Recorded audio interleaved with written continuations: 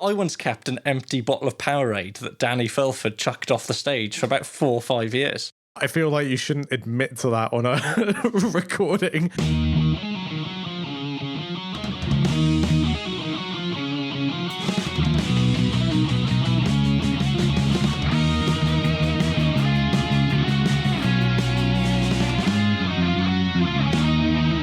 Hello and welcome to Maiden Voyages, a podcast devoted to exploring the peerless discography of the world's, as you know by now, greatest heavy metal band, Iron Maiden. So across this third series, we will be journeying through the band's third quarter, that doesn't work. Third quartet of albums. The next bit of their discography. Or that, yeah. Yeah, as usual, discussing, analysing, dissecting, quite a bit of commiserating every single Iron Maiden record. Yeah, I can't help but notice you've described the discography as peerless. And Peerless is doing a lot of heavy lifting as of recent episodes. I mean, we may have some peers to consider at this Peerful, point. So, we currently find ourselves in 1995. Wow, we were actually alive at this time. Yeah, we were, practically... Six, yeah. Well, whatever it is 6-year-olds do, we were doing that. So we're going to watching a lot of Thomas the Tank Engine in my case specifically. Yeah. We certainly weren't exploring Iron Maiden's moody, I was struggling to find adjectives, I'll be honest, moody 10th album, The X Factor. Well, before we get into The X Factor, why don't we introduce ourselves? Yeah, so I'm Blair, an historian of sorts. I've not thought this bit through. And I'm an Iron Maiden. Ah, Christ. Iron Maiden Christ. That's pretty evangelical of you. I'm the second coming of Iron Maiden. Okay. Yeah, stick with that. Sure. Oh, wow. Straight into the blasphemy. I'm Sam, a journalist of sorts. Well, not even a journalist, a music journalist of sorts. And I'm an Iron Maiden Holy Ghost. Holy Ghost, yeah. Holy Ghost. Holy Ghost. I mean, that would have maybe actually improved that song somewhat. Hey, that song is peerless. So, we're talking about the X Factor, Sam. When did you first listen to, become aware of the X Factor as an album? I've been aware of it since the early days of my Iron Maiden journey. In that, one of the first things I picked up was Edward the Great, the Best Of compilation, and that obviously had Man on the Edge on it. Indeed it does, And I was like, who is this singer? This isn't Bruce. So I've known about the album for years upon years. I guess over the decades, I've heard a couple of songs, but honestly, not very many. And then I picked up the album specifically because of this whole Maiden voyage thing. And I guess the first time I listened to the album through would have been December 2023. Okay, that's very specific. Yeah, or maybe Quite November. recent. But yeah, as we record in February 2024. Yeah, very recent. And yeah, it took a few. I mean, to get through the first listen took a couple of listens. I had to split it up. It's quite long. Yeah, it's a sumptuous feast of a record that requires several sittings to. I think that's probably the first time it's been described. See, this is why I should just write for Krang. They would still be in print every week if they had my takes of the X Factor as a sumptuous feast. I'm pretty sure Krang's tone guide would not include the phrase sumptuous feast. Well, I first heard it was one of the last Maiden records I picked up. Yeah, but we're still talking well over a decade ago. Like you, Edward the Great was like one of my foots in the door for Maiden, so Man on the Edge.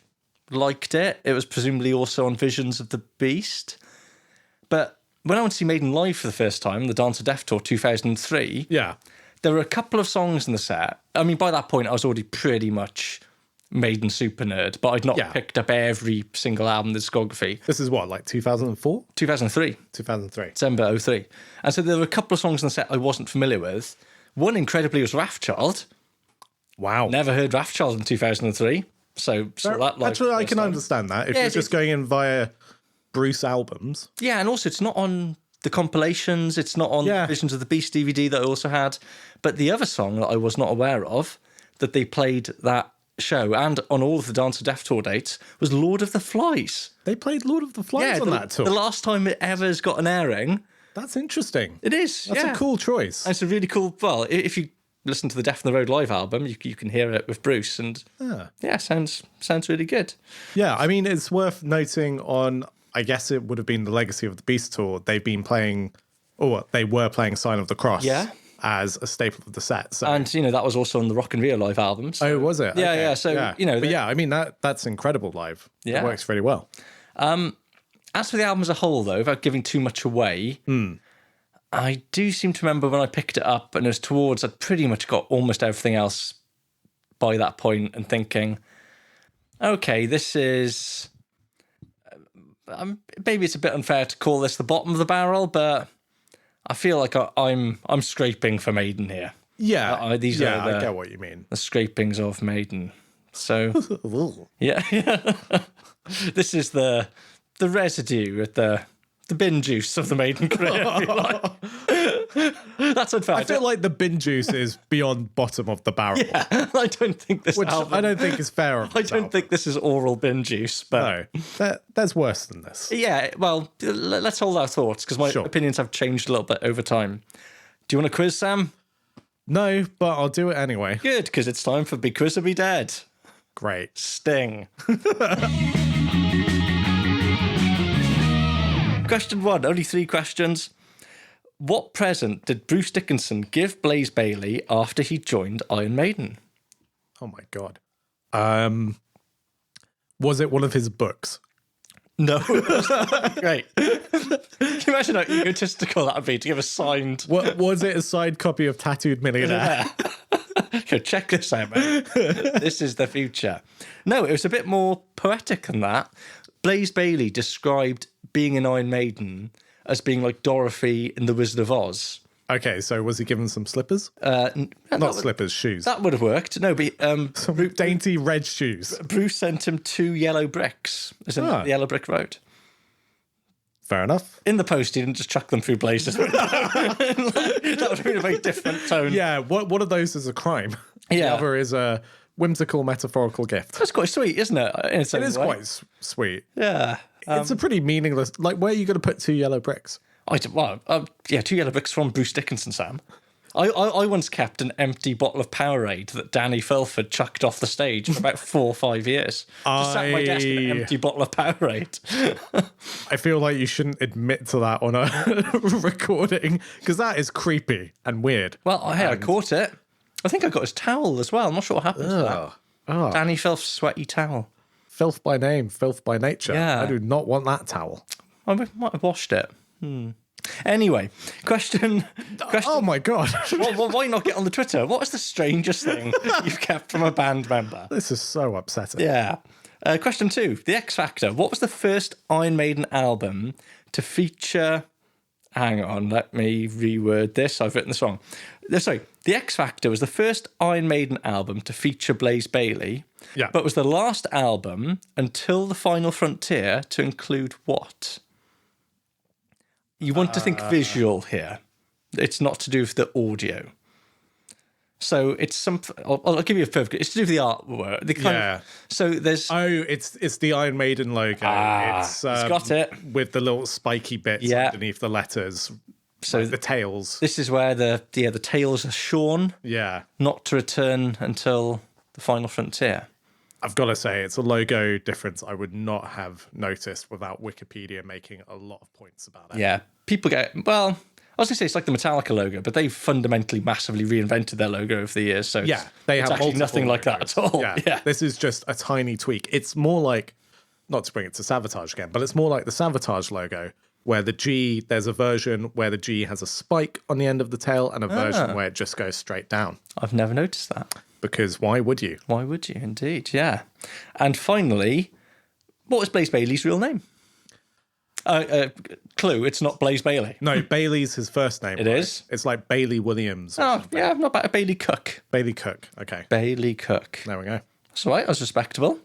Well, I didn't get any of them, really. Right, number 2. Oh, I got them. I'll give you half for number 3. Okay. 1.5, yeah, that's all right. I mean, that's a D at GCSE level, so It's finally like all the pieces of my life are coming together. You've graded. It's all good. Right. It's quite a mammoth background. Yeah. Why don't we condense it? So just get comfy. we could condense it, or we can just really tease this out. Okay. It's like the good old days when we did the first album and went into too much detail. This segment of the podcast just went on for hours. So there were several members who lasted all of 2 hours, but we're going to look at their contribution in immaculate detail. So, strap in, folks. So, we're going to pick up in 1992. Fear of the Dark has just been released. This is 3 years before this album comes out. Well, it's a big gap, as we'll discuss. Like, this is an unusually large, the biggest wait we've had between Maiden records. So, they put out Fear of the Dark in 1992, and... well, without repeating the last episode, our verdict, and I think the verdict of most people, is that, it was an improvement from the pretty disappointing No Prayer for the Dying, but not touching the glory 80s days, but a step back in the right direction. Yeah, exactly. It was much... I mean, it was notably better than No Prayer for the Dying, but it's still pretty middling. Yeah, and commercially... and had a big identity crisis. It does have a bit of an identity crisis, yeah, but commercially it does very well in the UK, so it goes to number 1, sales about in the UK. It lands pretty well in Europe. In America, the band's career just continues to plummet at this point, so Fear of the Dark does nothing. But in general, they can look on it as a fairly successful release. But also now it's the early 90s. I mean, if Maiden hadn't made an imprint in the States at this point, they're never going to make it in the 90s. Well, but they had in the 80s. That's the thing, right? They're selling multiple nights at Long Beach Arena. They were poised to become, they're selling millions of albums in America in the 80s, and they're not selling millions of albums in America anymore. Yeah. Hundreds of thousands, which is very respectable, but they're in a very different league to your Guns N' Roses and your Metallicas now. Yeah. In a way that you perhaps don't think of them so much these days, because they show up at like that Power Trip Fest as headliners alongside ACD. I appreciate in statistical terms they're not as big as those bands, but they're on the same podium then. Yeah, I see what you mean. Yeah. But I don't think they are, at least in America, by this time. No. But anyway, they go out on tour, as you'd expect. So the Fear of the Dark tour is quite confusing. So we've got 2 legs to this tour. Two like quite different... bipedal creature. Yeah, so... with 2 quite different vibes. So they begin in June 1992, and the first part of the tour concludes in November that year. Right. As is sometimes tradition at this point, they do a secret warm-up show. As Eddie and the Heads? No, as the Nodding Donkeys this time. Oh, okay. In Norwich. The most rock and roll of British cities. Other notable points about this tour, it's the first time they do an extensive South American leg. Oh, okay. So they've done Rock in Rio in the past, but they've never really done a proper South American tour. But in 92, they go to Venezuela, Uruguay, Brazil, Argentina, many of those countries for the first time. Cool. And I guess like a lot of those bands, for some reason, it's only in the 90s, they go, South America loves metal. How long have you guys been into this stuff? We've never been here, and you bloody love... You're potentially the most passionate fan base there is. Yeah, we've been plugging away at the USA. Japan. That's not cared for years by this point, and we can just come here. But I'm not sure to the extent to which Maiden are pioneering this as a Western band, but it's interesting that from the 90s onwards, a lot of those traditional heavy metal bands, Halloween and Saxon, are like, thank God people in South America still like us. Yeah. Because the rest of the world does not care. But so that's a new horizon opening up for them as other markets contract. Quite a brief North American tour, perhaps not surprisingly. And the real talking point is that they headline Monsters of Rock for the second time. Ah, yes. So Donington Monsters of Rock 92. Yep. 75,000 which we touched on briefly in the last episode. So I watched that MTV coverage of it. Yeah. Where I think they do like Here to Eternity and Wasting Love and something else, and have some very miserable interviews. Yeah. Check out the last episode to hear some of those. So obviously it's not as big as the first time round, because after the tragedy of 88, they've capped the numbers for clearly very sensible reasons.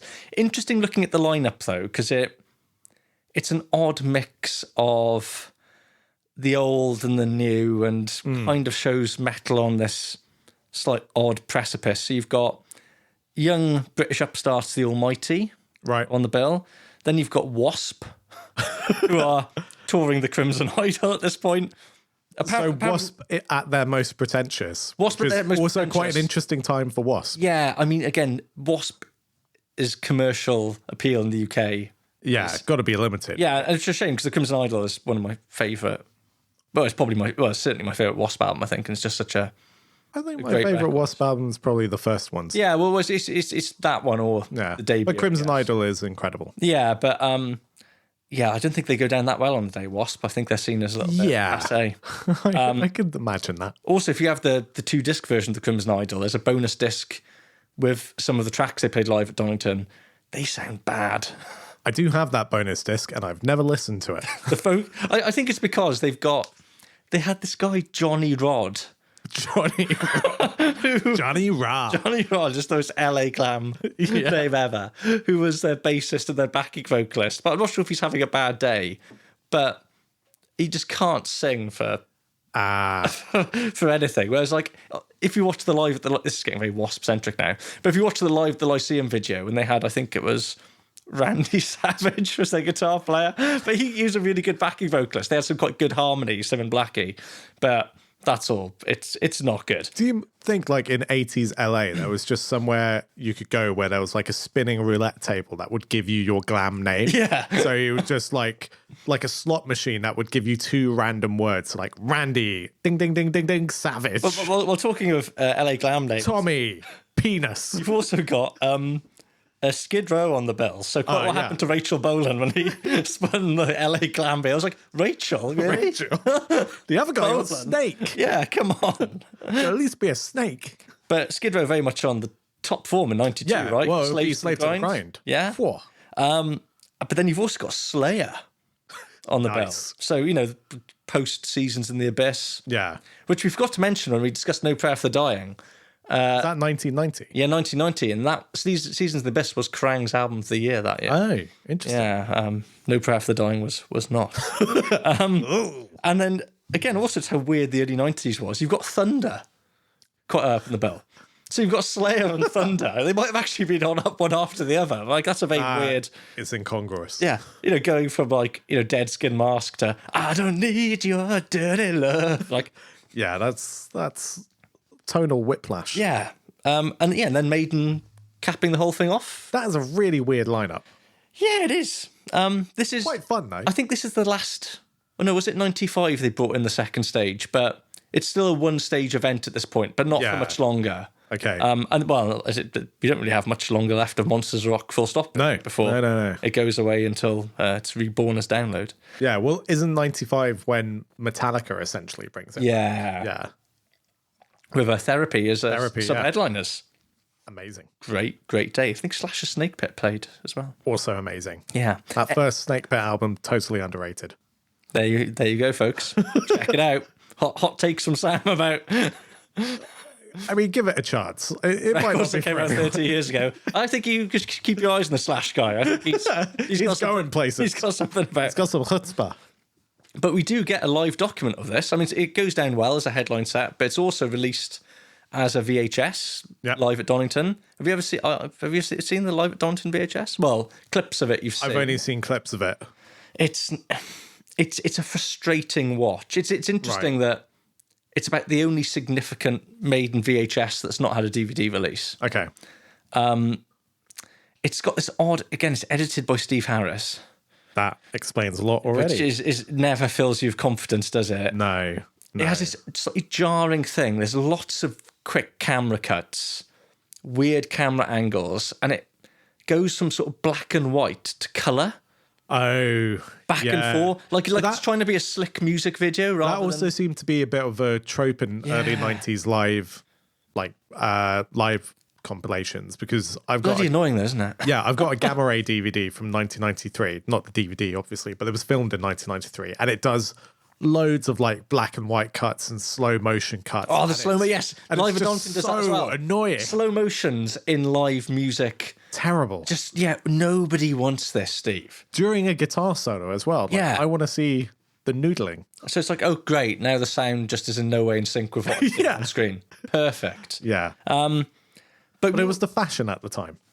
But But as well as it being just not many bands had headlined Download twice at that point. So Maiden were quite an esteemed Download, Monsters Rock.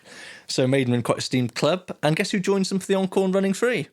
Is it Blaze Bayley? No, it's Adrian Smith. Oh. Yeah, pops along to say hello.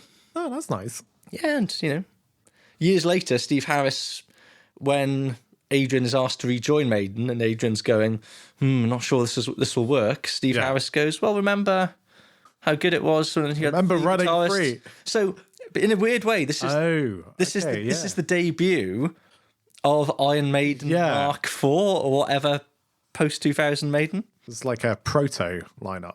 Yeah, that's really interesting. So, Live at Daunting as well is released as a live album. Initially, it's like a fan club only thing, this triple vinyl thing, which is now one of the most sought after Maiden collectibles. Okay, the original Live at Daunting vinyl, but to sort of confuse things a little bit, Live at Daunting is, by the way, reissued, so it's just a CD now. You can get it quite easily.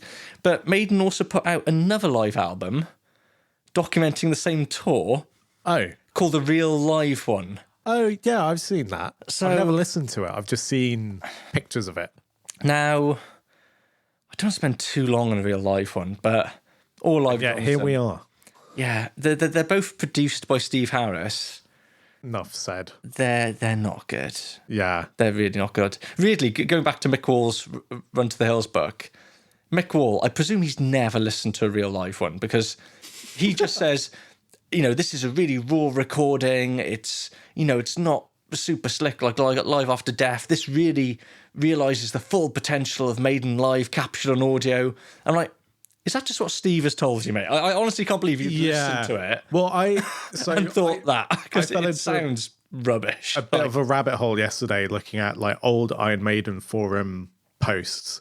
And I read something quite interesting about that Run to the Hills biography in that it originally came out to coincide, I think, with the release of Virtual 11. It did, yeah. And the whole thing, 98, I think, yeah. Basically just a PR thing for Maiden, organised by Smallwood but written by Mick Wall. And it's overly positive about the 90s. Oh, yeah. Just hilariously positive. But there have since been updated reissues that have extra chapters that are much less into the 90s. But also updated chapters that aren't even written by Mick Wall. Yeah, written by other journos who are clearly not in Maiden's pocket to the same extent. But yeah, interesting take on a real life one.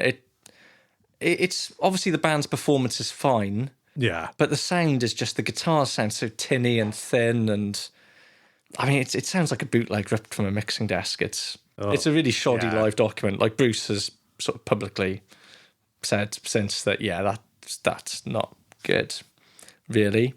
So yeah, that's the first leg of the tour. In between all this happening, now this is where the intrigue starts, I guess. Bruce starts working on his second solo album. Right. So this is going to be the follow-up to Millionaire. So this is what Bruce Dickinson said after that first little run of the Fear of the Dark tour. He said, "We were going home and it was another self-satisfied success. I tried to raise my concerns about the sound and production of our albums, about the assumption of perfection and the lack of honest criticism from the band." Right. Interestingly, Steve Harris does not remember him raising these criticisms. But anyway, everyone, Bruce says, looked at me as if I'd lost my mind. Maybe I had, or maybe we were on the slow trajectory to a luxurious creative extinction. Wow. Such a vapid phrase, luxurious creative extinction. Like, this taken from his biography or biography, something? Yeah, okay, that explains that. But he goes on to say, "I think we've been creatively sleepwalking for the last 5 years." I think this is a contemporary quote. Yeah. "The rest of the band and all the fans love being locked in the straight and narrow direction that's Maiden, and there's nothing wrong with that. But I kept trying to deviate from the rut, saying, 'Look what's up here, guys.' I just ended up drained. I realised I was trying to drag this huge thing somewhere it didn't want to go." Wow. So those are Bruce's frustrations. Interestingly, Steve seems to reckon that Bruce was saying that, was kind of giving that vibe around the No Prayer for the Dying album, but he seemed very enthusiastic about Fear of the Dark. Right. So Steve didn't seem to think he'd been made aware of these issues that Bruce seems to keep saying he was trying to bring to people's attention. Okay. But anyway, so Bruce starts working on his second solo album. Originally, apparently, he was going to carry on working with Chris Sangarides. Oh, interesting. But yeah, a slight fact check, I couldn't find confirmation of that. But and he'd recruited the band Skin to be his backing band, I had heard that, yeah. who we saw at Download 9. Do you remember? Yeah, I remember. I mean, Skin are a pretty decent band. Yeah. And they fit as a 90s backing band for Bruce Dickinson. But basically, Bruce apparently records this album that's going to be like a sort of natural successor to Tattooed Millionaire. Yeah. And then goes, you know what, if I'm going to make an album, this should be a real creative statement. And so he basically junks that first album. Right. So the sort of Tattooed Millionaire Part 2. Yeah. And I think some demos from those sessions are on, there's a bunch of like 1992 Bruce demos that are on a Best of Bruce Dickinson compilation. So things like Man of Sorrows demoed for 1992. Yeah, but a couple of others. So. But this isn't the first or the last time Bruce is going to basically record a second album and then ditch it. Oh, okay. So without going to this, because we will probably spend a bit more time doing Balls to the Picasso in its own right at some point in the future somewhere. But anyway, he says that's not, he says this second solo album, it's not going to be like Tattooed Millionaire, it's going to be this real creative work of art that I'm going to pour my soul into. So he goes to LA and hooks up with the producer Keith Olsen, who's most famous for doing Whitesnake's self-titled album. Oh, okay. Yeah, big hair metal producer. And the artist he keeps referencing for the second solo album is Peter Gabriel. Oh. And he talks about it being like a sort of weird avant-garde pop album. Yeah, finally doing his own Sledgehammer. Yeah. Oh, that'd be amazing. Yeah. Bruce Dickinson doing Sledgehammer. What a time. So yeah, that's very much art pop. Yeah, and as it's clear this is going in a totally different direction for Maiden, this is where Bruce seems to start to think that actually, if I really want to give this a shot, I can't do this whilst being in the shadow of Maiden. That's fair. Because he's basically saying if I go back to Maiden after doing something like this, it's going to seem really inauthentic because people will know that this is obviously not what my heart's into in Maiden. And also this will never get a fair hearing because it'll just be the side project of the Iron Maiden singer. Yeah. Is kind of... And also, I guess the Maiden machine is so relentless and time-consuming. Like, yes, there have been longer gaps between albums at this point, but it's still... There's a march and a rhythm to that output and, like, touring and all of that. So it's got to be pretty hard to do anything else at the same time. And Bruce is clearly frustrated with Maiden and has been for some time. Yeah. I actually read a quote from him where he said, in hindsight, maybe I should have just left after somewhere in time. Interesting. After they junked all his songs. Yeah, after they said, no, we're not doing this stuff. But yeah, so, this is what Bruce had to say about it. I suddenly thought, that's probably the most honest I've ever been on a record, referring to his, the work he's doing for his second solo album. I thought, if you want to, you can stay with Maiden, but things are sure not going to change. Or I could take a chance and go somewhere else. Which is what he ends up doing. Yeah. So he tells Rod Smallwood this when Rod flies out to see him in LA to see how the second solo album's going. Wow. So this is February 1993. Yeah. We're up to now. And Rod's like, I presume you've thought about this? And Bruce is like, yep. And Rod goes, well, okay. But then Rod tells him not to tell Steve.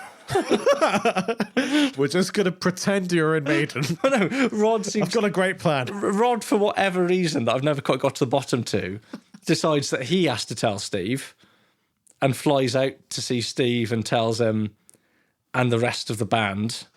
Rod Smallwood, by the way, carries on being Bruce Dickinson's manager. So, and does throughout his entire time he's outside Maiden. So I guess maybe Rod sees it as, it'll become more of a business thing to do it this way. But I imagine that's got to feel, on an interpersonal level, pretty rubbish to Steve and the rest of Maiden. Steve certainly takes it that way, although Rod does try and smooth things over by going, look, that Bruce would have quite happily told you, but I told him not to. And so, I think Rod Smallwood also just being a little bit of a control freak. Yeah. I mean, I'm the manager of the band. I will manage it. Manager, the clue. He's the Machiavelli of the whole Maiden camp, right? Yeah. So, how do you think Steve Harris reacts to this news? Not good.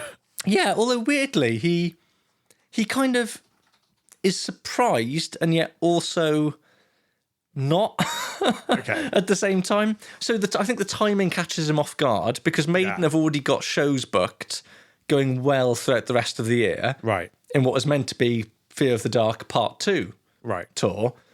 And Steve seems to think that actually Bruce was a bit down on No Prayer for the Dying, but he seems to be back into it at Fear of the Dark. And this has come a little bit as a shock to him.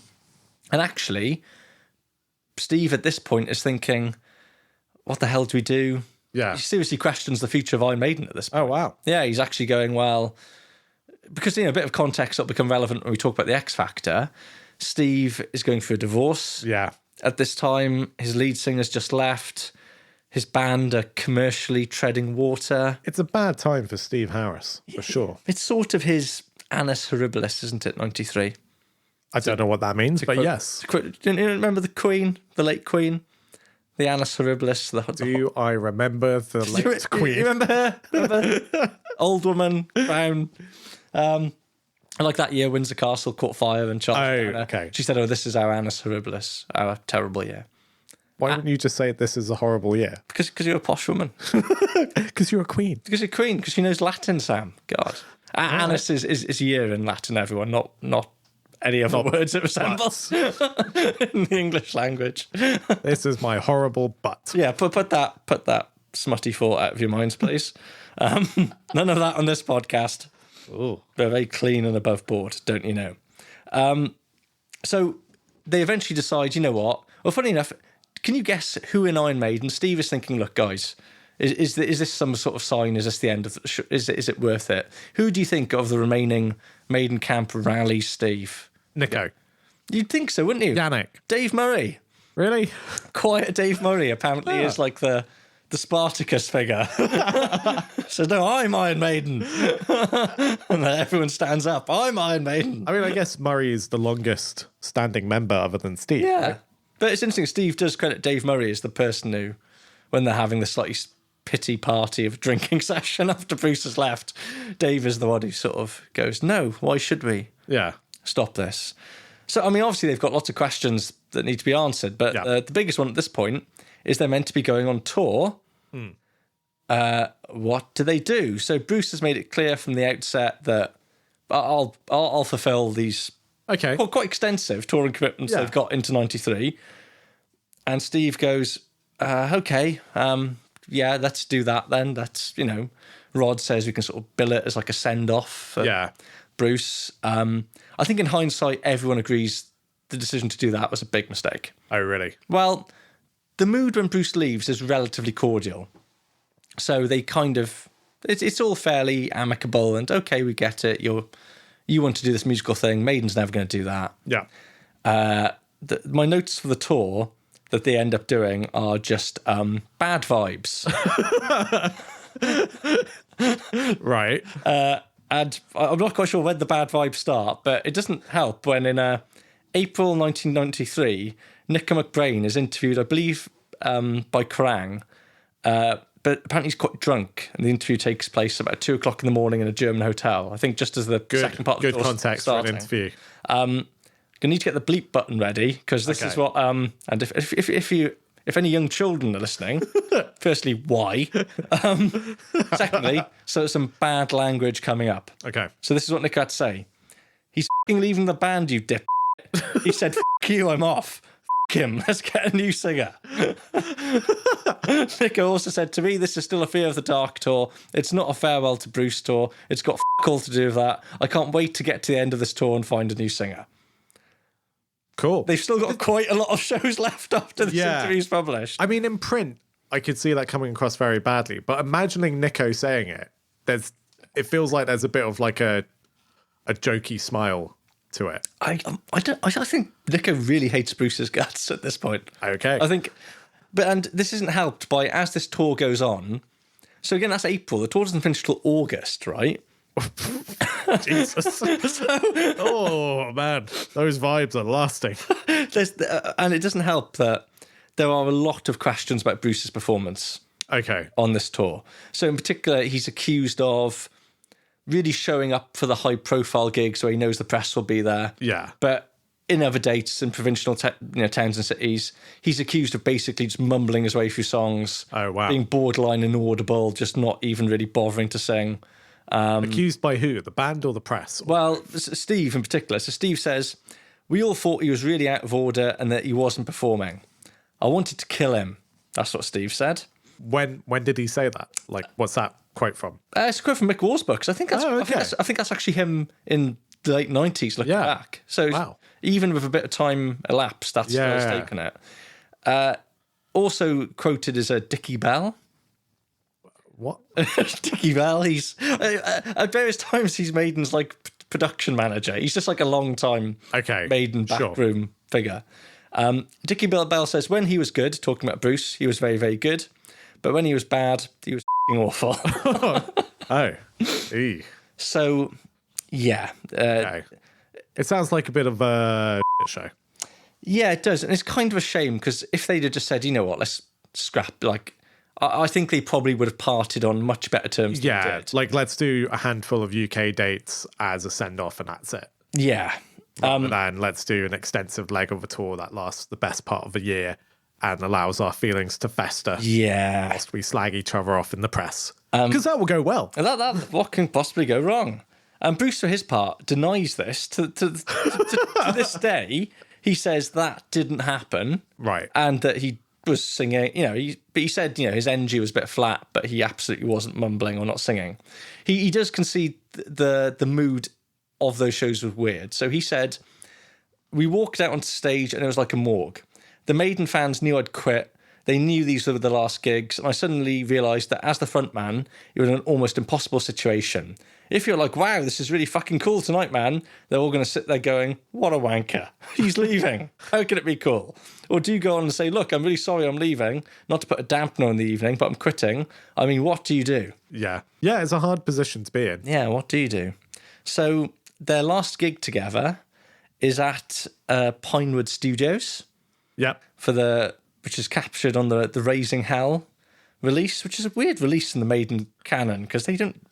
It's almost like semi-official. I mean, presumably, because it was originally was it a TV broadcast? Yeah, but as a pay-per-view MTV thing. Oh, okay. But done in collaboration with the magician Simon Drake. Yeah. Again, if Bruce was worried that Maiden was becoming a bit cliched and naff.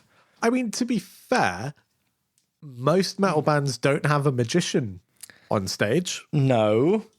That's a progression of sorts. Yeah. It's very weird, though, because it's out-tapping Spinal Tap. Yeah, it's absolutely out-tapping Spinal Tap. And also, it's so disjointed because you've got... Sometimes they can blend them, but other times it's just, okay, that's Transylvania. Now... some magic. So I haven't watched the whole thing. I've seen a promo for it. And what I'm curious about is what kind of magic happens on stage. Like, is it, here's Transylvania, and now a guy pulls a dove out of a top hat. Here's Transylvania, and now we're going to saw Steve Harris in half. Well, it's a bit like, it's like macabre magic. I don't know why they would play Transylvania twice in this thing, but... It is slightly macabre, but it's just kind of naff, to be honest. Here's Number of the Beast, and now I'm going to pull out a chain of handkerchiefs. Yeah. It's a bit of a damp squib. Yeah. So yeah, the Pinewood show is Bruce's last show with the band. Wow. By which point, this was Nico's take. By then, we couldn't wait to get rid of the guy, to be brutally honest with you. Wow. I mean, it was a great show, and Bruce was on top of the game completely. Of course he was. The cameras are on him. Burn. Wow, some real shots fired from Nico. Yeah, Nico is not happy. Angry. Afterwards, I think we just got pissed. I can't even remember. It wasn't exactly the happiest last night of a tour we've had. Wow. Yeah. And that is the end of Bruce Dickinson's first tenure in Iron Maiden. I feel a bit bad for Bruce Dickinson. Like, he's clearly had quite a rough few years in the context of Iron Maiden because he's just wanted to do something else, and the band / Steve kind of constantly say, no, you can't do that, you can't do that. And so he finally makes a decision for himself, and now he's being slagged off by the band repeatedly. Yeah, well, next episode we'll probably delve a bit deeper into the war of the words that goes on in the press between Bruce and the band as the 90s progressed. I mean, look, he's not faultless here at all. But yeah, I mean, good for him for making the call to leave the band. Yeah. Yeah, it's a shame it ends the way it did. We also get, because we haven't had enough Maiden live albums over the last 2 years, we get another live album What? from the second part of the Fear of the Dark tour What? called A Real Dead One. So in 98, they are So those are two different albums. at the time, they came out as two separate live albums. So a real That live feels one... like a real cash grab. Yeah, well, so a real live one focused on what was then the latter part of Maiden's career. Okay. When they go on the second leg of the Fear of the Dark tour, they drop in a few more... Classics. Yeah, well, and like some quite deep cuts, like Transylvania, Remember Tomorrow, Prowler, and they kind of then end up on this companion piece, A Real Dead One. Again, the production is just... Is it Steve again? Yeah, it's Steve again, yeah.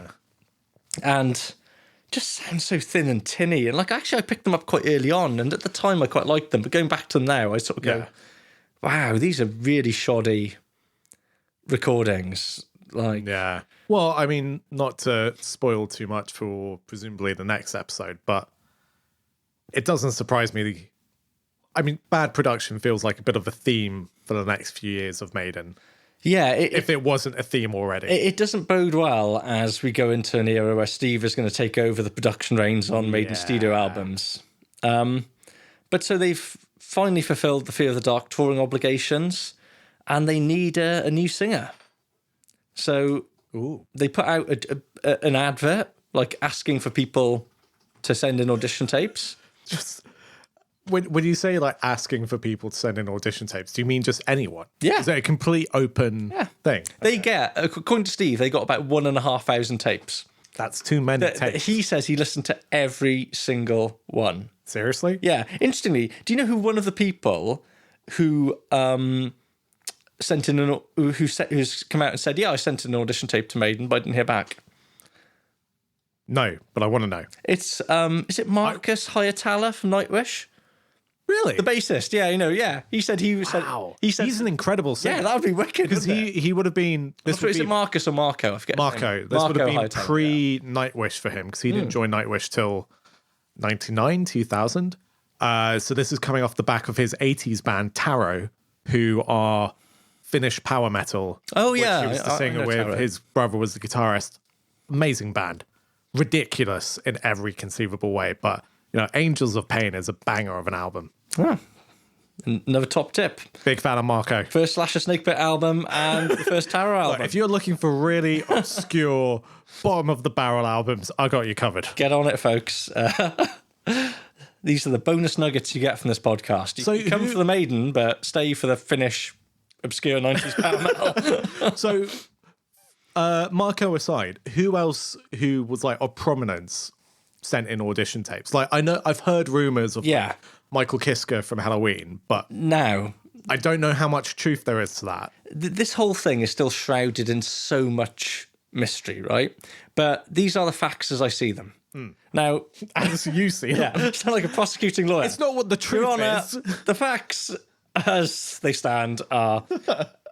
It's worth saying, before we have a quick look at the other people who are considered, it seems that Blaze Bayley was Steve Harris's preferred candidate from the start. Yeah. To the point I've where read he calls Blaze. Yeah, it sounds like Blaze didn't initially audition, and Steve gave him a call and was like, "You should audition." Yeah. And initially, Blaze, according to Blaze's telling the story, says no, because he's recording an album with Wolfsbane, about to go on tour, but he very quickly regrets this and gets back in touch with Steve and says, no, look, actually, I am really keen. So from the get-go, Steve is gunning for Blaze, I think. So as much as he listens to apparently 1,500 audition tapes, he's got a man in mind, if he can get him. But Blaze reckons the band had a short list of 12 candidates. Okay. So of the sort of the wider periphery, Michael Kiske, lead singer of Halloween, Who would have, what year is this? 93? Yeah. So Chameleon has just come out by Halloween, and that did not go well. No. Although, actually, no, Chameleon's 95, so this is like Pink Bubbles Go Ape era. Yeah. No, I'm getting my dates confused. There are clear links there because they're both managed by Rod Yeah. this time. Vocally, he's the obvious choice. If you want someone who Comedian's 93, so it's just as he's leaving Halloween then. And Michael Kisker's vocals, if you want someone who can do Bruce, Kisker's your man, right? I mean, Kisker is an incredible high range singer. Yeah. So even at this point, he's still amazing. And tonally is close to Bruce. Like he's very comparable to Bruce as a singer. I'm not saying he's not as clone, but he's very comparable. He's much cleaner a voice than Bruce. I don't think he can do the raspy thing that Bruce can do. No, he can't do aggression in the same way. Yeah. But for your clean mid ranges and highs, he's your man. Well, apparently Michael Kisker since said that he expressed no interest in joining Maiden, and Maiden expressed no interest in. But if Rod was managing Kisker, I wouldn't be surprised if Rod was trying to push it with both of them. Yeah, but possibly, but that's not Kisker's take on it. Kisker's was like, look, I had no interest in joining Maiden at the time, and they didn't approach me about joining. So he just says the whole thing came about because he'd been compared to Bruce Dickinson for his entire career. Yeah. People put one on one together and said, oh, well, he has to be on the shortlist. But Kisker's take is, no, it genuinely didn't happen. And I think... Which makes a lot of sense, because at this point, Kisker is leaving Halloween because he doesn't want to be singing metal. He's been trying to turn Halloween more into a pop rock band anyway, and now he wants to go off and do his solo stuff, which, another tangent to come on to another time, he ends up doing a solo record that features Kai Hansen from Halloween, but also Adrian Smith. Instant Clarity. It's a solid 7 out of 10. Excellent. Good stuff. 1995. Worth a listen. Same year as the X Factor. So we can rule Kisker out. Okay. We've got James LeBrie is a big question mark because I've not heard James LeBrie talk about it. I've not heard the guys in Maiden talk about it. So James LeBrie of Dream Theater, we should say, if you're not aware, who Steve Harris was a big fan of. He was quite open about the fact he really liked Images and Words. Great album. But I think unless he comes out and says something, he'll always be a bit of a question mark. I don't think he was invited to a face-to-face audition. There is that Dream Theater live album. They did a series of live albums, early noughties, I guess, where they just covered classic albums live. Yeah. So there's a live version of the entire Number of the Beast album featuring LeBrie. Yeah. Works pretty well. Yeah, it's all right. I'm not gutted. I don't think he's the right fit for Maiden. No. But I think he could have done the job. It's also worth saying that none of the people we've mentioned so far are British or specifically English. Yeah, and I feel like that is the biggest driver, is personality, not vocals. So people who have come out and said they got beyond simply sending off an audition tape, quite what that means. So Andre Matos from Angra is someone who he doesn't quite go into the detail. I mean, rest in peace, Andre Matos. Absolutely would have been able to do it, but he would have been a lot younger. Would have been a lot younger because Angra have only put out. It would only be Angels Cry at that point. I don't think Holy Land is until 95. Yeah, but Andre Matos seems to reckon that he was kind of in the final three. Interesting. In contention. Steve Grimmett, formerly, again, rest in peace, formerly of Grim Reaper. Okay. Says he was asked to send in an audition tape by Maiden's management, which he would be a similar vintage and age, but I don't know what he's done, what he's been doing since about 84. But, Grim Reaper have some success in the USA compared to some Robin bands, but... he's also just not... I don't think he's powerful enough a vocalist for Maiden. I think he's got a cool voice. He's got good high range. He's got a very cool voice and can do a lot of stuff. But I guess if you're looking at it as you're replacing Bruce Dickinson, you really need a powerhouse. Yeah. And if you're looking at it as trying to, this is rebooting Maiden for the 90s. Yeah. Steve Grimmett is not your man. Yeah, that as well, right? Yeah. Yeah. Another tangent. Have you ever seen the music video to We Are All on Drugs by Weezer? Yeah, it's just a Grim Reaper video. It's just a Grim Reaper video of the Weezer song in the background. Yeah. It's one of my favourite things. But yeah, so Steve Grimmett is there. So the main three. Yeah. Okay, so we've got... this one was new to me in my research, but this guy who I'd never heard of, or his band, was one of the serious contenders to the point where I think he rehearsed the band. Someone called Damien Wilson. Damien Wilson? From what band? Yeah, from a UK prog metal band called Threshold. Oh. Who released had released their first album in the early 90s. It's on streaming services, so I listened to it. It's really good. It's like sort of British Dream Theatre. Wow. Yeah, never heard of this band. I'm going to check that out. That no, and he has a really cool voice, actually, like a very melodic singer again. Probably doesn't have the grit that Bruce has, but very nice, clean voice. So he's there, but anyway, we'll talk about Blaze. We're obviously getting to building this up to Blaze. Yeah. It seems that the main decision, the other main contender, was Dougie White. Which would make a lot of sense. It would make a hell of a lot of sense. Voice. Up until that point, though, was really relatively unknown. Yeah. Was kind of playing in a band called Midnight Blue, apparently, who was like a British hard rock how did band. Dougie White become famous? Was it Rainbow? Rainbow, yeah. So he doesn't get his break until 95 when Richie Blackmore puts Rainbow back together. And then he... But I mean, no one thinks of Rainbow in the 90s, right? Well, no, they only released one album. And then I only discovered Dougie White through... Ian Vail Malmsteen? Through Yngwie Malmsteen's Attack. Yeah. Which is a great album. I mean, it's probably a 7 out of 10 album. But it's... He's incredible on it. Ian Malmsteen just loves tapping up former Rainbow singers, doesn't he? Yeah. Jonathan Turner, Dougie White. He does that cover of Dream On with Ronnie James Dio. Just It's only a matter of time until he gets Ronnie Romero involved. Ronnie Romero, yes. Yeah, his time will come. But yeah, and then Dougie White goes on to be a sort of journeyman vocalist, doesn't he? He's a Michael Schenker group, and he's now weirdly confusing the Rainbow Connection. He is the singer for one of the incarnations of Alcatraz. But not Graham Bonnet's Well, clearly Alcatraz. not Graham Bonnet's Alcatraz. The other Alcatraz that legally has the right to the name Alcatraz. Okay.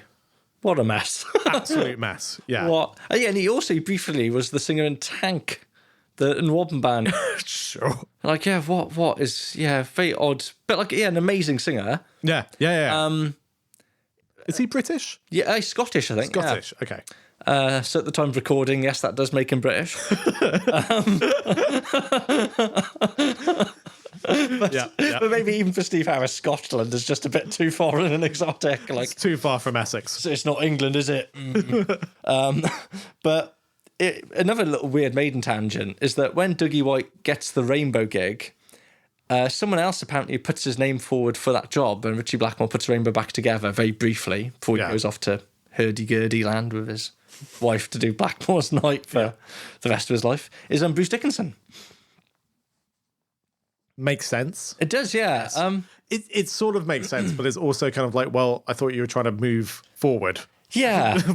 Why are you trying to go to Rainbow? The extent to which that's a rumour, I don't know, but I think there are some credible sources that Bruce Dickinson was quite up for it, but I can't imagine Richie Blackmore being the control freak he is could do. Those guys would clash. Yeah, that would not end well. So anyway, in the end, Dougie White, despite the fact he goes down to Steve's house, records of them, rehearses them, I think it also counts against Dougie White that tonally he's not a million miles away from Bruce. Yeah.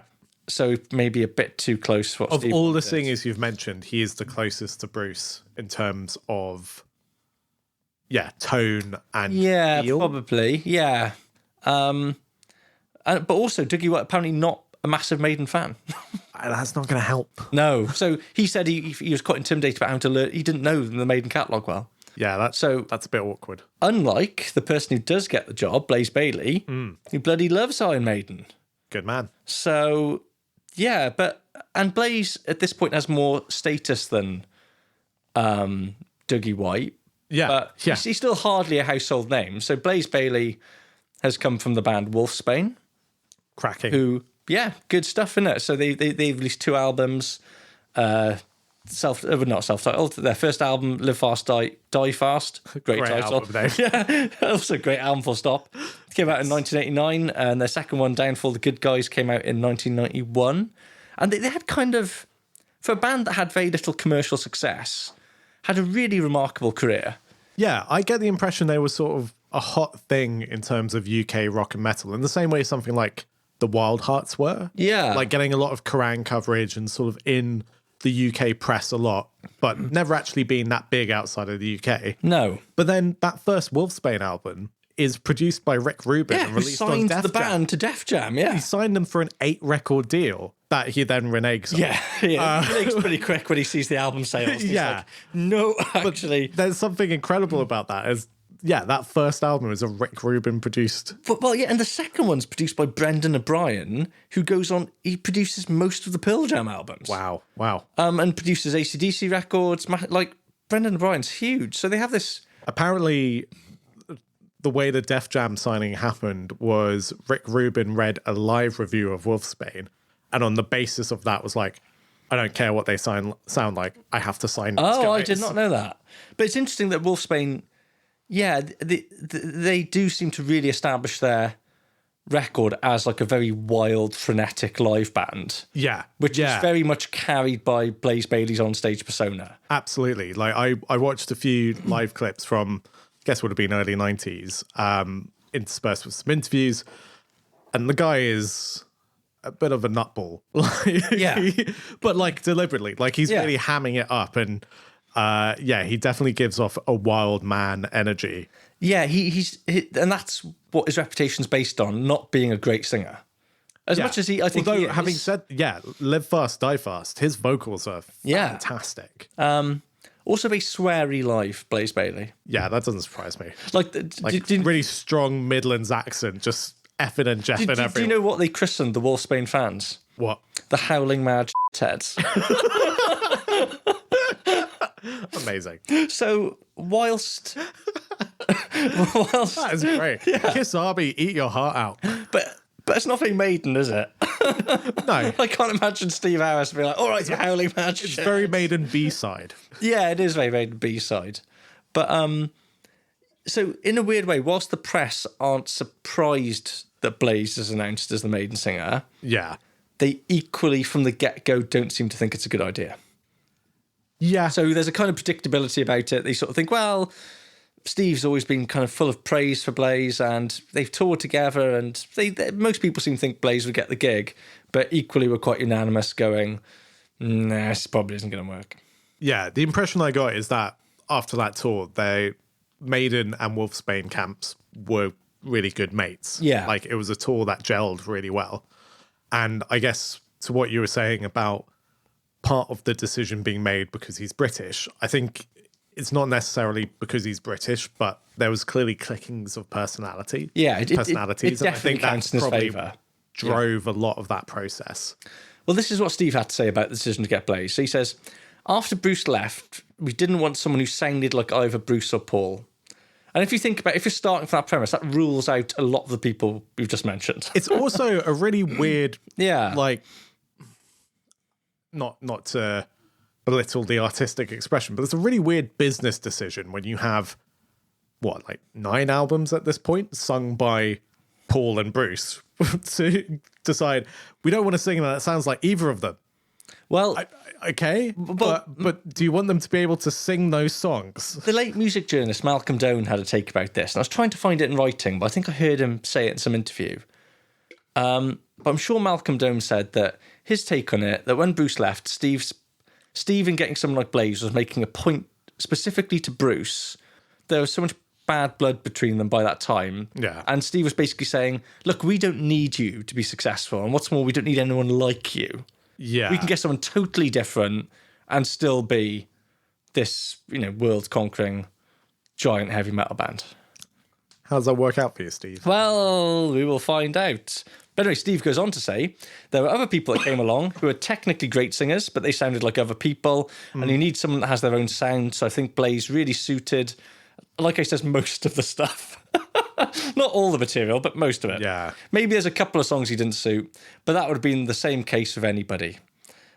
Blaze, for his part, said, I was very, very surprised that they chose me to be the singer because my voice is so different to Bruce. We did look a little bit alike, but my voice radically different. Yeah. Also interesting, Blaze didn't tell the people in Wolfsbane that he was auditioning for Maiden. Oh. And Wolfsbane had recorded a third album. Yeah. That does get released, albeit to no fanfare, because Blaze it's actually really good, the third self-titled one. Yeah, they've been dropped from Def Jam by this point, but it's really good. So that causes a lot of bad blood between Blaze and the rest of Wolfsbane for a number of years. That's a shame. It is a shame, yeah. And it's around this time so I think it's January 1994 that Blaze is officially announced to the world as the new singer of Iron Maiden. Okay. And they start writing a new record. So that's still quite a while till the album comes out. Well, it is, right? Because the writing and recording of the X Factor takes about 18 months. Wow. Do they do any shows No. in that time? There is nothing until After the X Factor. Yeah, we'll get to this when we pick up the Virtual 11, but the first gig they play with Blaze is in Jerusalem. Yeah. Sure. Why not, eh? Yeah. But they go into this writing process deliberately with a totally blank canvas, because unlike, say, when Adrian joins, Bruce joins, Yannick joins, and they've got the pace is so frenetic, they've basically got a lot of material ready to go. Yeah. They to be fair to them, they really make a conscious effort to involve Blaze as a part of the writing from the get-go. It's like, look, Blaze, we've got nothing right, so chip in. And he collaborates with Yannick, he collaborates with Steve, Yeah, and to this day, if you read interviews with Blaze Bayley, he makes a really big point of saying one of the best things about being with Iron Maiden was sharing their expertise and knowledge in the creative process and learning how to write songs their way and with their style. And I mean, it's clearly that effort to make sure he's part of the process and wiping the slate clean for him to come into to a blank canvas clearly had left an indelible impression on Blaze throughout his career. And he does contribute a fair bit to this record. Yeah. As much as we'll discuss, this is very much the Steve Harris album, but as much as possible, he's kind of there. So they go back to Steve's Barnyard Studios. Yeah. Back in the barn, but someone is missing, Sam, other than Bruce. Martin Birch. Yeah. So Martin Birch says to Steve, look, it's time for you to get someone new, apparently. I'm not really sure I want to go back into the studio. And then he basically retires anyway. So yeah. But, so Martin, Fear of the Dark is Martin's last album ever. Right? Maybe need a quick fact check on that. But I believe so. But he certainly rules him. Steve wants him, basically. So it's not like Steve has stolen the reins from him, but Martin Birch rules himself Birch out. retires in 92 after Fear of the Dark. There we go. So, yeah. According to Wikipedia. But of course they didn't know that at the time, right? I'm not sure if Martin Birch knew that at the time. So they don't get a different producer in. They get Steve Harris. I thought there was a producer involved, other than Steve. I think there's a chap called Nigel Green involved, but I think he's an engineer rather than a co-producer. Steve produces the record. I have the album right here, so let's look at the liner notes. And again, Nigel Green, while you're doing that, has previously worked with the band as an engineer on Killers and Number of the Beast, so they do know him. But he's, I was looking at his discography. It's not like he's got... Here we go. Produced and mixed by Steve Harris and Nigel Green. Oh, okay, so they get the co-credit. They get the co-credit. Okay. It's not just Stevie. No, but his name is first. Yes. Despite the fact... It's not alphabetically. No. So, absolutely not first. It's... and then engineered by Nigel Green as a separate credit. Okay, fine. So, Nigel does get the co-production credit, albeit in a subordinate role to Steve Harris. Yeah. Interesting. Bodes well. He has, amongst his other credits, though, he was either producer or engineer on Testament to the Ritual album. Not one of the best Testament albums. No. It's the last one with Alex Skolnick, and the band are sort of flailing a bit. But it does have Return to Serenity, which is one of the best metal ballads ever. And Electric Clown, that's good. Electric Crown. Was it Crown? I thought it was Clown. No, it's Crown. Is it? Yeah. I mean, in hindsight, that makes more sense. Yeah, that's a great song. Rest of the album is pretty middling. Well, it was meant to be them going Black Album, wasn't it? It was the criticism level that... Yeah, and it didn't really work. And it was the follow-up to Souls of Black, which was also a bit of a... Bit meh. Good title track, though. Yeah, amazing title track. Rest of the album, not so much. But again, it has the ballad The Legacy, doesn't it? Is that on? Yeah, I think that's on Souls of Black. Anyway. Testament. It's fine. Testament, Check them out, guys. Course correct in 1997 with low and go really, really heavy. Yeah, and it's great. It's all good. So as well as taking up the production responsibilities, when it comes to the material they write, Steve has a writing credit on every single song on this album bar one. Yeah. Which is Man on the Edge. Yeah. Which interestingly is the first single and the album's most endearing song. So for good reason. Yeah, read into that what you will. As much as they seem to have quite positive memories of the writing this record, the whole idea about the name The X Factor apparently came to them playing back early ideas they'd recorded and going, wow, this has this really elusive quality. It just sounds so great. It's like it has the X Factor. Yeah. Oh, and the X is a 10. And then they stick with the whole Roman numerals thing for Virtual 11 as well. At least it makes a bit more sense in the context of the X Factor. Virtual 11 just means absolutely nothing as far as I can tell. There's a good X Factor EPK style thing from the album's release party where they all get interviewed and constantly parrot that line about like, yeah, we just thought the material had this certain something to it, a real X Factor. And it's like, really? Yeah. Really? That's how you describe it? I mean, there is something about it, sure. And then also at certain points, I can't remember who it is. I think it's Nico is like, and then also Blaze was an X Factor. Oh, yeah. He brought a real X Factor to it. It's like, okay, that's quite nice. Well, interestingly, after the recording of the record, and I think maybe, I'm not sure at what point he's interviewed here, but he says, I felt that the recording of the X Factor took far too long, over a year.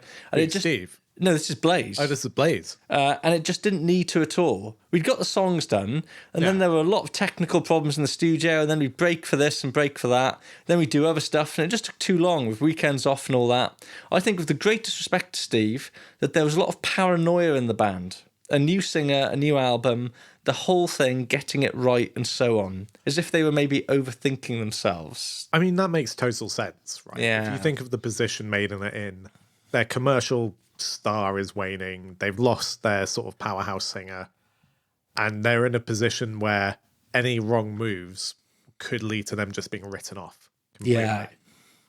And you've got a lot of people who are really doubting them from the get-go. Like we say, but the press in Britain in particular is going, really, Blaze? Like, and that also, like, mad bloke from Wolfsbane is going to sing for Iron Maiden? Nah. Like, they're kind of writing it off before they've even heard a note of music. Yeah, and this is also the early to mid-90s where Maiden-style music is already out of fashion. Oh, yeah, and that had happened kind of way before this point. So, like, even just the creative context at that time is not favourable. But what I don't... Because it does take a ridiculously long time to record, but when you look at... the Black Album, famously Metallica in the studio for about 2 years. Hysteria by Def Leppard, they're there for months. But they sound sonically perfect. Huge. And you listen to the X Factor and you think... It sounds not huge. What the hell were you doing? How could it take this long to record this? Like, these days, you could do it in a home studio, have something that sounded... Like, literally do it on a laptop, and it would sound 10 times better. I have made things that sound better than the X Factor sonically. And that is a damning indictment. And we'll get to this more when we talk about the music, but one of the interesting stylistic features is apparently, and when you listen to it, you go, oh, that makes sense. Blaze's vocals were recorded without any reverb or overdubs. Yeah. So it's a totally dry vocal. So in my notes about the album, I have a few things to say about Blaze's vocals, and one of them is specifically like they are not treated in any way. No. You can't do that in a recording environment. Yeah. And it really, really, really shows when you listen to the album. And it's kind of unfair on the bloke, isn't it? It's massive. I think... I mean, we can touch on this more when we talk about the album proper, but I think the way they treat Blaze's vocals across the album is terrible. Yeah. They have put him in the firing line in the worst way possible. I guess the only other thing to say about this record before we get to the artwork and the songs is that a lot of this is informed by, lyrically at least, because Steve Harris is picking up a lot of the reins of the lyric writing here. I mean, as he's always done. But a lot of this is reflecting his own emotional turmoil. It's a very following his different divorce. album lyrically to any other Maiden album at this point. Like, it is Steve and his feelings, which is new territory. Yeah. Mick Wall makes the point, which I think is Mick Wall doesn't always make good points, but this is a good one. It's somewhat ironic that Bruce was banging his head against a wall trying to get Maiden to drastically change direction, and he leaves, and they do sort of drastically change direction, albeit probably not necessarily the direction Bruce would have encouraged them to go in. No. But anyway, the album's released on the 2nd of October 1995. I thought I'd share this little anecdote. Again, second time he's been mentioned, the late Malcolm Doane. Not long before he died, put just like a little article on the Metal Hammer website where he talks about him and a few other Crown journalists being invited to the Sanctuary headquarters to listen to a playback of the X Factor. Yeah. And they're listening to it and they're looking at each other. They've been left alone in the room with just this CD player and a nice set of speakers, looking at each other going, oh dear God, this is not good. Oh dear. And the album finishes apparently, and like, thank God for that. They're expecting someone to come get them, but no one does. So another journalist apparently happened to have a copy of Killers on CD. Yeah. And took out the X Factor and just put on Killers. And they're having this lovely time listening to Killers, and someone from Sanctuary walks in and like, swiftly tells them, like, just get out of the office. Like, It's amazing. So, yeah, that perhaps sums it up. Wow. What a mess. The artwork, before we get on to the tracks, next episode. Yeah. I mean, so it's an interesting artwork in that there's two versions of it, because the original version is deemed too graphic for many retailers. Yeah, and so the other version is what the electric chair version, is it? Yeah. So which ends up on the reverse of some versions. yeah. So yeah, the artwork has a sort of claymation looking Eddie being sort of dissected and tortured. Maybe worth stating at this point, it's designed. It's a new Maiden artistic collaborator. Yes, called Hugh Syme. Hugh Syme. And it's very 90s, to be fair. Well, there's a couple of things that you really like that Hugh Syme's had a hand in. Do you know what they are? Is he the guy who did Euthanasia? And Countdown to Extinction, yeah. Yeah, that makes sense. So the sense. Megadeth. So this has Countdown to Extinction vibes to me. But not as good. But not as good. I don't particularly like the Countdown to Extinction cover, but I think the Euthanasia cover is fantastic. They're both better than this. But yeah, this is a real drop in quality. I mean, that's really unfair, but I just don't like it. It's also just really dark to the point that it's hard to even see the Maiden logo. Yeah. Done in like this sort of embossed metallic font of grey against a slightly darker grey background. Yeah. Yeah. I like, it's one of my least favourite Maiden covers. What annoys me about it is, on the one hand, it is quite gory, and that's clearly a conscious decision to be, oh, it's the 90s, we're edgy. Yeah. But it's also really naff. It's like an odd mixture of kind of quite violent and just a little bit. It's really rubbish. cartoony to me.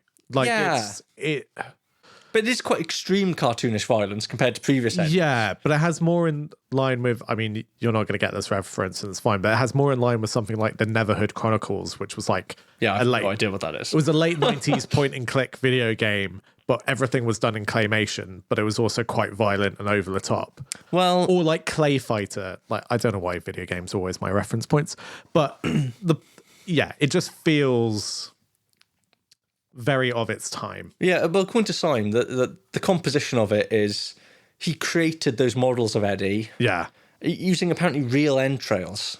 Ugh. From like a hunting, he has a mate who was into hunting. So according to him, at least, they're real entrails, but mixed with quite primitive digital imagery. Ew. Yeah, so, and he said it was a bit of a nightmare, the digital stuff, because he said the internet couldn't support the file, so they're literally spending fortunes kind of FedExing, well, presumably like floppy disks of images back and forth across the Atlantic, and it just seemed like quite a long gestation. His take on it, for what it's worth, he said they, Maiden, that is, didn't say they wanted torture or evisceration or disembodied torsos. I was talking a little bit about trepanning, which is the ancient Neolithic curiosity of removing the top of the skull or drilling a hole to see what makes us tick. The very early crude days of surgery. Yeah. So it's the proto-lobotomy stuff. Yeah, so that was kind of his inspiration for it. I think some of that is also like tied into trying to find the spiritual third eye as well. Ooh. But through a drill. How did that go for people? They find the third eye? I No, Nah. I don't think so. I think a lot of the people might have died. Dead again. I Sorry. might be wrong, but I'm pretty sure they're linked. But I'm sure the next time we're going to get... The next time you're going to reach Nirvana. Yeah. Yeah. I think the alternate artwork with the giant X in the background and like the sort of moody sky is better. Okay. It would be even better without the Eddie in a chair, to be honest. What, you just want an X and a moody sky? Yeah, at least that's a vibe. You want an Iron Maiden cover without an Eddie, Sam? When it's an Eddie like this, yeah. Yeah, and you know what I miss is just... I feel like this is the third cover in a row, and the previous two, as we said, aren't great, but this is my least favourite. I just miss Eddies inhabiting distinct worlds that Riggs did. Yeah. It feels like none of these Eddies really have a kind of world, a kind of theme. It's just all a bit... like you think of Power Slave and you've got that amazing Egyptian iconography, but like everything's shaped to Eddie's will, or Seventh Son and you've got Eddie's weird glacial universe. Even something like Killers or the first album. Even like, Life After Death, you know, it kind of paints a there's a landscape supernatural, picture. cosmic vibe to it all. And This doesn't have that. No, and I see where they were going. They clearly thought, right, 90s, people want things, the fantasy comic book stuff is out. Yeah. That's naff. Nobody wants, like, Dio waving People a sword only anymore. want Spawn comics. Yeah, they just want They want gritty, ultra gnarly. violence. Yeah, but, you know, this is like a post-Cannibal Corpse world now, so... Post CC. Well, one of the key defining cultural events of our era, pre and post Cannibal Corpse. When it comes to album covers, yeah. But you know, when you've seen the Eaten Back to Life cover art, and you look at this, it still looks really pathetic and tame. Yeah. It's in no way shocking, but is also just not good. So, on that fairly disappointing note, So yeah, next time we go into the songs itself and the album proper. whew, Tune in. strap in, people.